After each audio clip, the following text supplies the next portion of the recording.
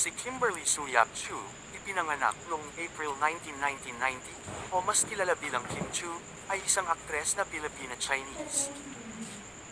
Siya ay nakilala sa kanyang mga papel sa mga teleserye tulad ng Sana Maulit Muli, My Girl, Tayong Dalawa, Kung Tayo'y Magkakalayo, My Binondo Girl, at Ina, Kapatid, Anak.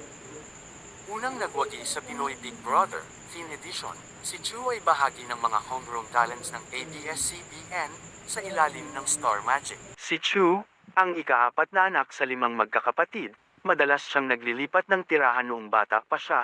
Lumaki sa Tacloban, Cebu, Cagayan de Oro, General Santos City, Mindoro, at bumalik sa Cebu City. Maraming alam na iba't ibang wika si Kim, marunong siyang mag-Cebuano, Tagalog, Ingles, may kakaunting kasanayan sa Waray, Mandarin Chinese, at Hokkien. Dahil 9 na taong gulang pa si Kim noong sila'y iniwan ng kanyang ina, lumaki siya kasama ang kanyang lola at kapatid sa paternal side. Nag-aral siya sa Cebu Cherish School, sumali sa iba't ibang extracurricular activities, at noon pa man ay masipag na at nagtatrabaho bilang cashier sa tindahan ng kanyang tiyahin. Si Kim ay kilala bilang masiyahing babae, ngunit pagdating sa problema ay hindi gaanong makwento si Kim lalo na sa mga taong malapit sa kanya at mga kaibigan, hanggang sa siya ay napabilang sa reality television na nagdulot ng paglantad ng kanyang personalidad. Inilahad ni Chu, na noon pa man ay wala na siyang komunikasyon sa kanyang mga magulang, pero matapos ang 5 taon ng paglayo mula sa kanyang ama, nagkaayos si Kim at ama nito noong 2013 matapos bumisita sa kanyang tahanan kasama ang kanyang pangalawang partner. May mga kapatid siya mula sa pangalawang relasyon ng kanyang ama.